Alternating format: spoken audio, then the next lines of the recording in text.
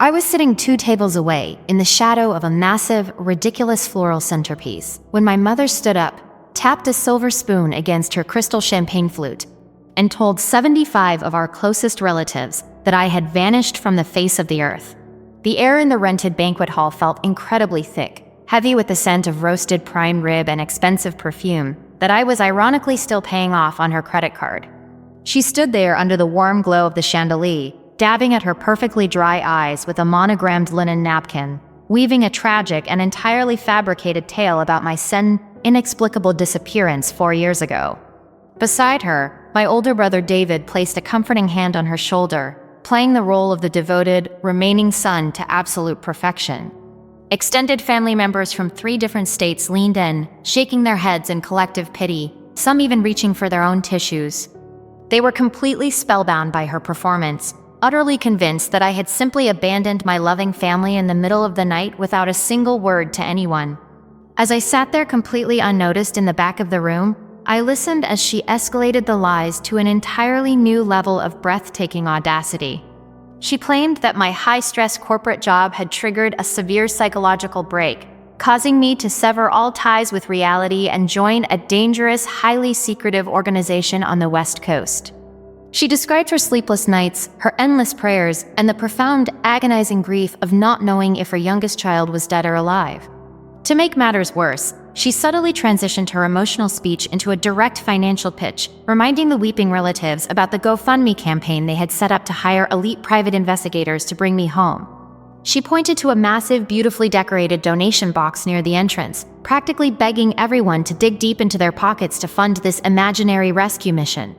But here is what they didn't know. I hadn't disappeared at all.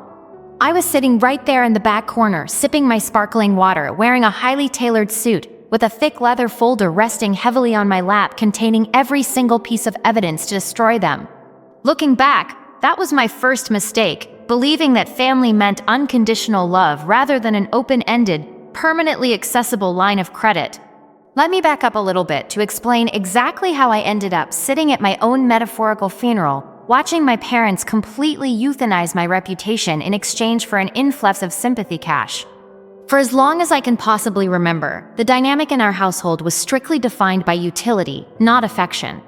David was the undeniable golden child, the incredibly charismatic, athletic star who was universally destined for absolute greatness, while I was the quiet, highly pragmatic one who was fully expected to quietly fund that greatness. I was naturally introverted and academically driven, completely avoiding the spotlight while my brother actively demanded it. My parents never celebrated my high grades or academic scholarships.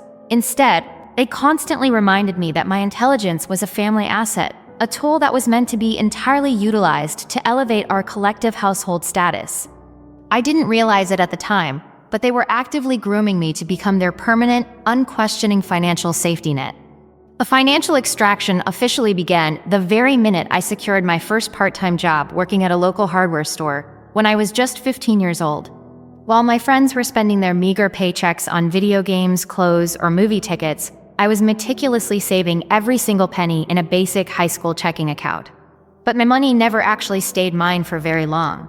Whenever David needed new, obscenely expensive football cleats, or wanted to fund a weekend trip with his popular friends, my mother would suddenly approach me with a deeply pained, dramatically sorrowful expression. She would explain that money was incredibly tight this month, that the mortgage was unusually high, and that families always fiercely protect and support each other during difficult times. She heavily implied that if I didn't hand over my hard-earned savings, I was actively choosing to be a selfish, ungrateful son who actively wanted to see his brother fail.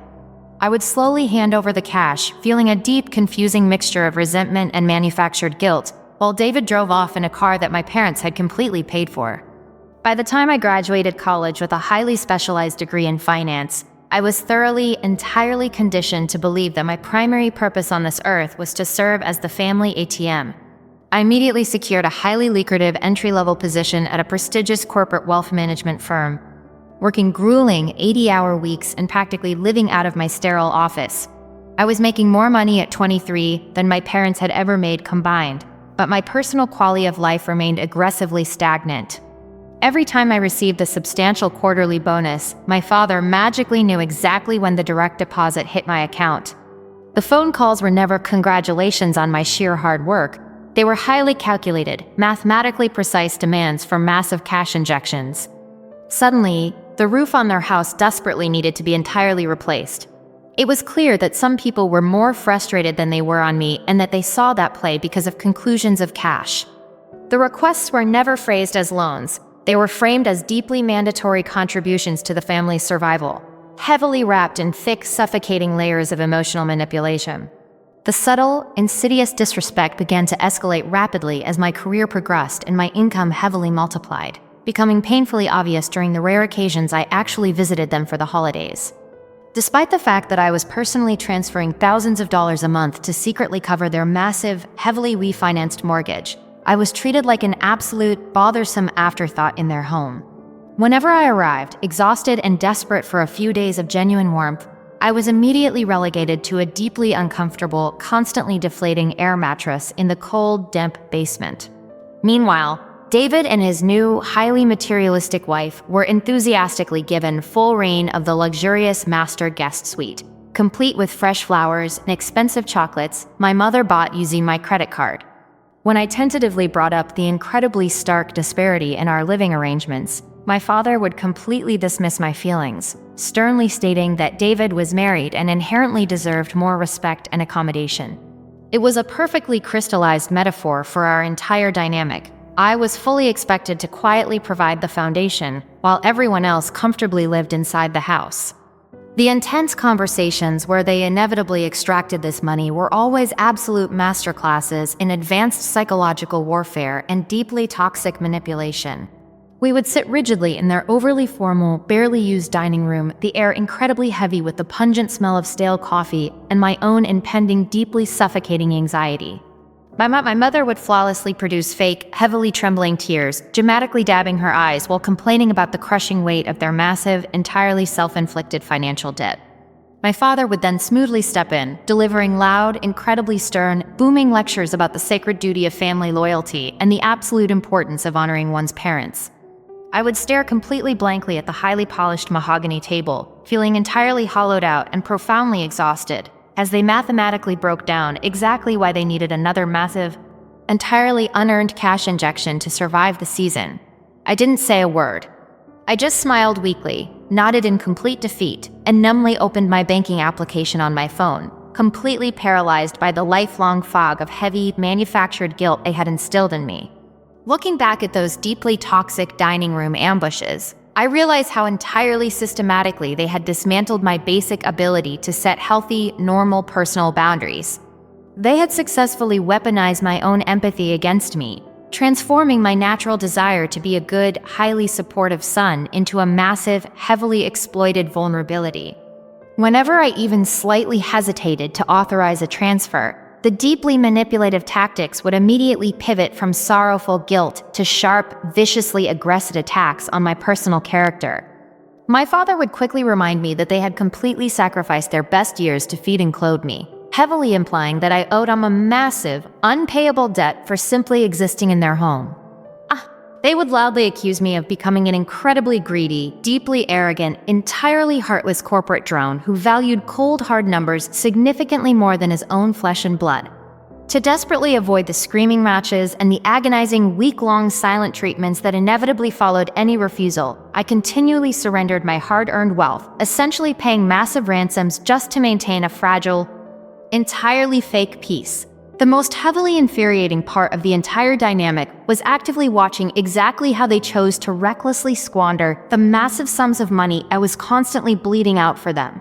While I was skipping expensive dinners with my colleagues and aggressively clipping coupons to maximize my own savings, they were actively living an incredibly lavish, entirely fraudulent lifestyle. My mother constantly purchased deeply expensive, high-end designer handbags, loudly bragging to her wealthy church friends about her incredibly sharp eye for exclusive, highly sought-after European fashion. My father traded in his perfectly functional sedan for a massive, completely unnecessary luxury SUV, falsely claiming he desperately needed the extra space for his weekly golf outings.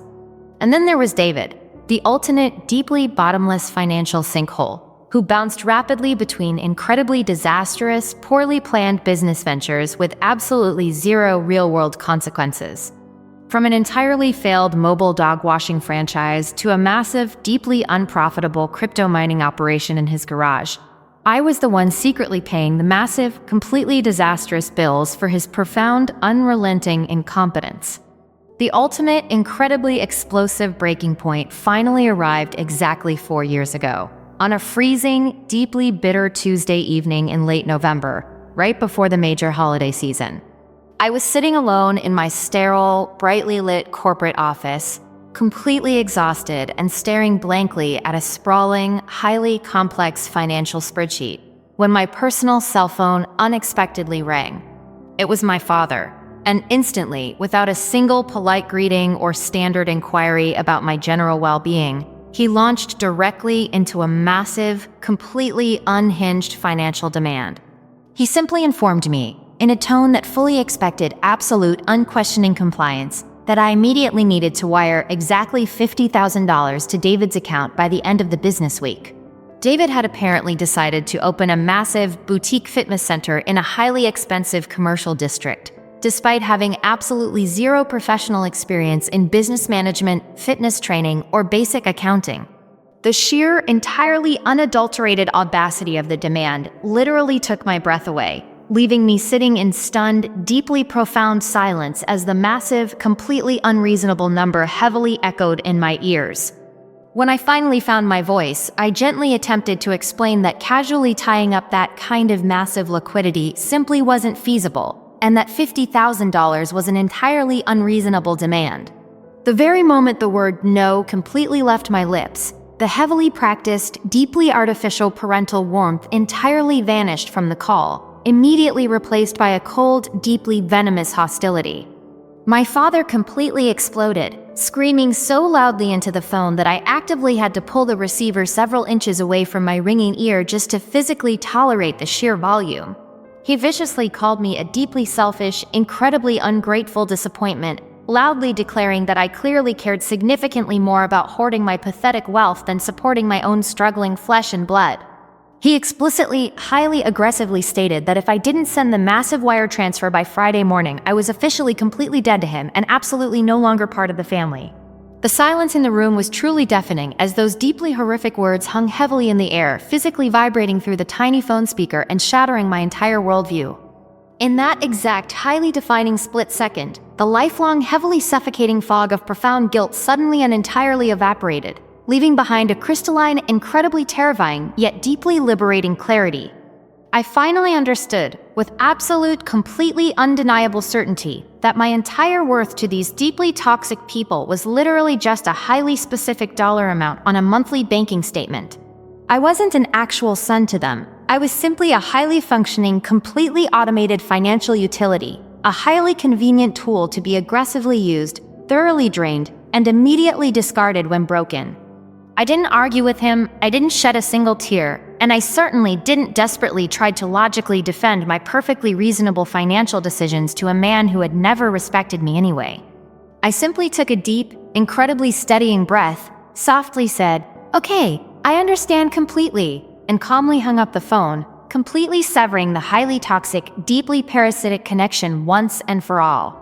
It was the absolute, highly definitive end of my profound financial subjugation, and the official, completely terrifying beginning of my new, highly independent life free from their massive, crushing demands. I didn't dramatically announce my official departure, nor did I write a massive, highly emotional letter detailing my deep grievances. I simply executed a highly calculated, entirely silent financial withdrawal. I immediately logged into my highly secure corporate banking portal and systematically, meticulously, canceled every single recurring automated transfer I had previously set up for them over the last decade. The massive monthly mortgage payments, the highly expensive premium car insurance for David, the entirely unnecessary luxury grocery stipends, the massive emergency credit cards, I aggressively severed it all. I completely disconnected the massive, heavily flowing financial life support system with a few highly calculated, deeply satisfying clicks of my wireless computer mouse. I knew the immediate, highly explosive fallout would be absolutely catastrophic for their heavily over-leveraged lifestyle. so I aggressively, preemptively blocked all of their phone numbers across every single personal device. I completely locked down my private social media accounts, heavily upgraded my apartment security system, and explicitly informed my building's strict concierge desk to permanently ban them from the premises. For the first few highly tense weeks, the complete, absolute silence was both incredibly, profoundly liberating and deeply, highly unsettling for my deeply conditioned, highly anxious nervous system. I constantly, highly nervously expected them to violently show up at my highly secure corporate workplace to cause a massive, deeply humiliating public scene in the elegant glass lobby, but they never actually did. Instead, they took the absolute coward's route, launching a vicious, highly aggressive, deeply whispered smear campaign completely behind my back, while actively pretending everything was perfectly, entirely fine to the outside world. Or rather, they completely would have, if I had ever actually given them the physical chance to see my face or directly communicate with me ever again. A few months later, I officially accepted a massive, highly lucrative corporate promotion that explicitly required me to permanently relocate completely across the country to a major coastal city. I was finally starting completely fresh in a bustling, incredibly vibrant city where absolutely nobody knew my name, my highly complicated family history, or the deeply toxic, highly manipulative dynamics I had finally permanently escaped. For 4 entire, highly peaceful years, I lived in absolute, profoundly blissful solitude, actively building a highly successful life that was finally entirely my own, completely isolated from their constant demands. I purchased a beautiful, highly modern house, formed incredibly genuine, deeply supportive friendships, and aggressively saved my highly substantial income for my own secure future rather than David's endless, disastrous failures. I honestly, deeply believed they had simply moved on, perhaps finally finding another deeply vulnerable victim to aggressively leech off of, or finally accepting the massive consequences of their own absolute financial incompetence. But I severely, completely underestimated the incredible, deeply twisted depths of my mother's profoundly manipulative genius and my toxic family's absolutely relentless, highly aggressive hunger for public attention and free money. The terrible, completely horrifying truth finally came completely crashing down on me on a highly random, deeply unremarkable Thursday afternoon when I unexpectedly received an urgent, highly frantic private message. It was a deeply alarming notification on LinkedIn from my distant cousin Sarah, deeply shattering my carefully protected peace. Sarah was one of the very few extended relatives I actually genuinely liked and deeply respected, a highly quiet, deeply observant woman who usually strictly stayed completely out of the massive family drama. Her urgent, highly frantic message was incredibly disturbing, wildly asking if I was physically safe, if I was being violently held entirely against my will, and if I had any secret access to the internet. I sat there completely frozen, staring blindly at my brightly lit computer screen in total, absolute bewilderment, trying desperately to comprehend exactly why a highly rational cousin would actually think I was a missing hostage. When I finally called her highly secure personal number, the deeply twisted, absolutely terrifying narrative she rapidly revealed instantly made my warm blood run entirely, completely freezing cold. She exposed a deeply sinister, highly elaborate, incredibly coordinated fictional narrative my toxic parents had been carefully, aggressively cultivating since the exact, highly specific moment I permanently cut off their massive funding. They hadn't just loudly told the extended family that we had a massive falling out over money. They had completely erased my autonomy entirely. According to Sarah's deeply horrified explanation, they had entirely turned me into a massive, highly tragic, deeply sensationalized missing person case to heavily exploit the extended family's deep, genuine sympathy. The official, highly coordinated story, meticulously crafted and heavily, tearfully delivered by my mother at every single major holiday gathering, was completely, entirely detached from any basic version of reality. They loudly claimed that the extreme, highly demanding stress of my massive corporate job had aggressively triggered a deeply severe, highly catastrophic psychological break, entirely destroying my basic mental capacity. They falsely claimed I had secretly joined a deeply dangerous, highly secretive, completely isolated religious cult out west, entirely severed all ties with objective reality, and vanished completely without a single trace. They painted themselves as deeply heartbroken, highly desperate victims, relentlessly searching for any possible answers, aggressively weeping openly at church gatherings while entirely hiding the deeply massive, highly profitable financial motive completely behind their perfectly acted tears. But the massive, entirely fabricated lies didn't just stop at mere highly dramatic storytelling. They had completely monetized my entirely fictional disappearance to a deeply sickening, highly criminal degree. Sarah quickly forwarded me several massive batches of highly detailed screenshots from a completely private, heavily organized Facebook group, officially titled Bring Our Angel Home, actively managed by none other than David. Inside this massive group, which boasted nearly 200 highly active members consisting of extended family, old family friends, and even highly gullible members of their local church congregation, my parents were actively soliciting donations. They aggressively claimed they desperately needed the massive funds to hire highly specialized, incredibly expensive private investigators, fund massive cross-country search missions, and highly expensive legal fees to physically extract me. I slowly scrolled through years of deeply unhinged posts, aggressively reading the highly desperate, deeply manipulated prayers and seeing the massive, constantly updated links to multiple highly lucrative crowdfunding campaigns. I watched in absolute, completely unadulterated horror as I highly methodically reviewed the massive financial totals openly displayed on the deeply fraudulent GoFundMe pages Sarah had meticulously sent me. My deeply toxic, incredibly manipulative parents had collectively raised tens of thousands of dollars from deeply kind, heavily unsuspecting people who truly, genuinely believed they were actively helping to save a dying, deeply troubled relative.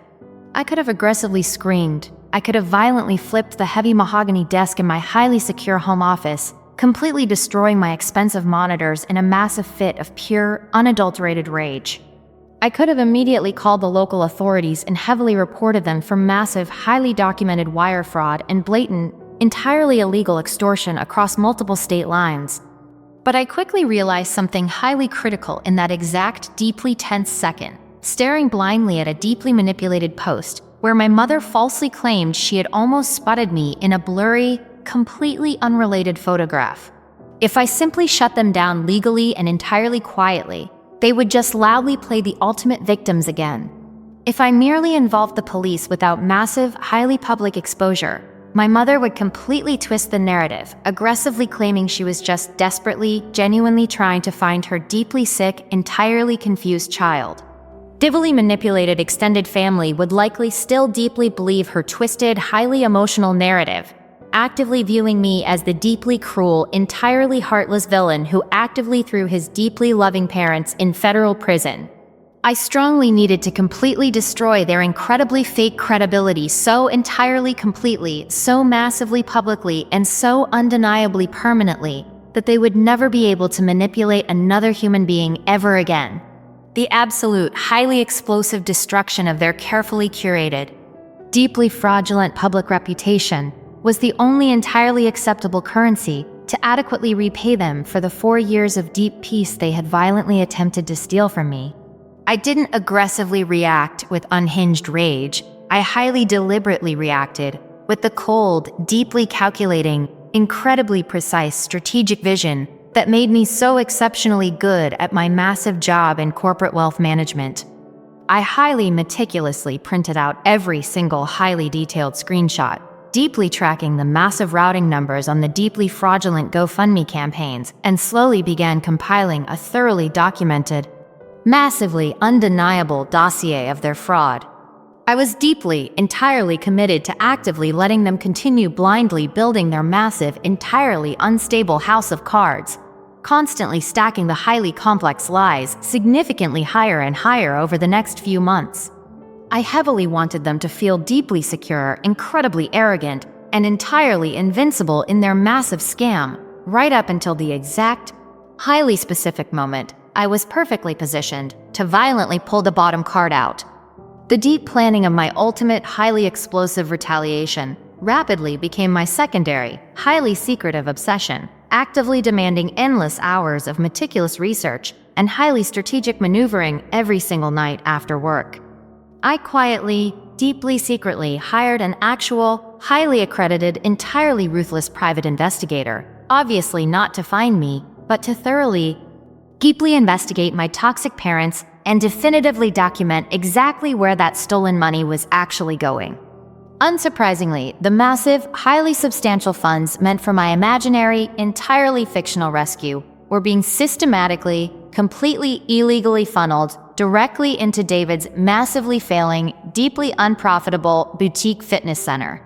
His highly disastrous business was currently actively facing multiple, highly aggressive lawsuits for massive unpaid commercial rent, and the deeply stolen funds were merely keeping the entirely sinking ship barely afloat for a few extra months.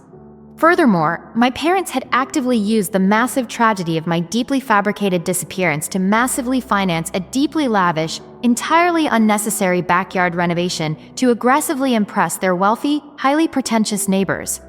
They had quietly installed a massive, highly expensive custom outdoor kitchen and a deeply luxurious heated saltwater pool, all while simultaneously loudly crying deep poverty to our highly gullible, heavily manipulated aunts and uncles. My highly skilled investigator deeply documented absolutely everything, entirely legally obtaining highly public financial records, violently photographing the massive new renovations from the street, and compiling a staggering, incredibly massive amount of undeniable evidence. The entirely perfect, highly explosive opportunity finally presented itself exactly 3 months later, neatly wrapped in a deceptively innocent, highly formal electronic invitation quietly forwarded to me by my deeply conflicted cousin Sarah. My parents were proudly, highly publicly hosting a massive, deeply elaborate family reunion and prayer vigil at a highly upscale, incredibly expensive banquet hall, completely located in the very heart of my hometown. The official, highly stated purpose of the massive, deeply funded event was to bring the entirely fractured family closely together, loudly celebrate their shared heritage, and highly aggressively hold a special, deeply emotional candlelight ceremony. They loudly claimed they desperately needed to raise a final, massive, highly substantial round of emergency funding for a new, highly elite retrieval team they falsely claimed to have recently hired to extract me from the cult. They had entirely aggressively rented out the massive, deeply luxurious grand ballroom of the absolute most expensive hotel in the entire city, completely undoubtedly using the very stolen funds they had already violently conned out of our unsuspecting relatives. As I quietly, deeply calmly read the highly elaborate, entirely delusional invitation, carefully noting the strictly formal dress code and the highly scheduled hour for the massive special tribute to our missing loved one, I smiled. I felt a strangely warm, deeply icy calm completely wash over my entire tense body, entirely replacing any lingering, deeply hidden anxiety with a profoundly sharp, highly focused sense of pure, unadulterated anticipation for the coming destruction. They had literally, entirely unknowingly built the absolute perfect, massive trap for their own, deeply explosive demise, actively gathering every single heavily manipulated witness directly into one beautifully decorated, highly expensive room.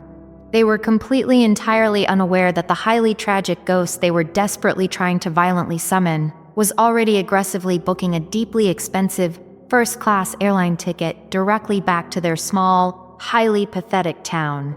I aggressively spent the next 2 highly intense weeks perfectly, heavily tailoring my highly complex plan, entirely ensuring that my sudden, massive resurrection would be the absolute, most devastatingly precise, inescapable exposure of financial fraud ever witnessed. The actual physical journey back to my hometown was an exercise in extreme, deeply intense emotional control and highly focused mental preparation. I sat entirely quietly in the spacious, deeply comfortable leather seat of the first-class cabin, sipping a glass of perfectly chilled sparkling water while gazing out at the endless ocean of white clouds below. My mind was completely empty of any lingering doubt or residual guilt, entirely replaced by a cold, deeply mathematical precision that felt incredibly empowering. I repeatedly reviewed the massive, heavily detailed dossiers my private investigator had meticulously compiled, actively memorizing exact dates, highly specific banking transit numbers, and the precise, deeply massive dollar amounts they had brazenly stolen. Every single page was a deeply damning testament to their absolute, completely unhinged greed, perfectly documenting how they had actively weaponized my entirely fake tragedy to massively line their own pockets. I didn't feel any sadness or misplaced nostalgia returning to the city of my youth. I felt like a highly surgical instrument, perfectly sharpened and entirely ready to completely excise a massive, deeply toxic tumor from my life forever. When my highly discreet, heavily tinted rental car finally pulled into the massive, sweeping circular driveway of the deeply luxurious Grand Hotel, the sheer, incredible audacity of their massive spending immediately hit me. This was undeniably the absolute most expensive, highly exclusive venue in the entire county, featuring massive, deeply imported marble columns, incredibly intricate gold leaf detailing, and a sprawling, highly manicured botanical garden. The deeply exorbitant booking fee for the massive grand ballroom alone would easily exceed $30,000, completely paid for by the highly manipulated, heavily guilt-ridden donations of my deeply unsuspecting extended family. I quietly handed my heavy keys to the deeply respectful valet, firmly gripping the massive, highly loaded leather briefcase that contained their absolute, completely unavoidable financial ruin. I walked smoothly through the towering, beautifully polished glass doors, entirely unrecognizable in my highly tailored, deeply expensive designer suit, actively blending in completely perfectly with the highly affluent, deeply wealthy clientele of the hotel. They mistakenly thought they were actively hosting a highly lucrative, deeply tragic memorial service, but they had actually, completely unknowingly funded the massive, highly public stage for their own devastating, entirely inescapable execution. I aggressively arrived exactly 2 full hours before the massive, highly elaborate event was officially scheduled to begin, actively allowing me to deeply, completely silently infiltrate the massive venue entirely unnoticed. The deeply friendly, highly unsuspecting hotel event coordinator easily assumed I was just an early, highly proactive member of the extended family, granting me full, entirely unrestricted access to the massively decorated grand ballroom. The air conditioning was turned up incredibly high, making the massive room feel deeply, intentionally cold and incredibly sterile, perfectly contrasting with the highly emotional, deeply fake warmth my parents were actively trying to massively project. I slowly, highly methodically walked around the massively oversized, deeply heavily decorated tables, quietly inspecting the highly ridiculous, completely extravagant floor arrangements that likely cost hundreds of dollars apiece. But the absolute, deeply most infuriating detail was the highly aggressive, incredibly shameless placement of massively large, beautifully framed QR codes sitting directly in the center of every single table. These deeply prominent codes explicitly linked directly back to a brand new, highly massive crowdfunding campaign actively designed to seamlessly drain even more deeply stolen money directly from the pockets of my highly mourning relatives.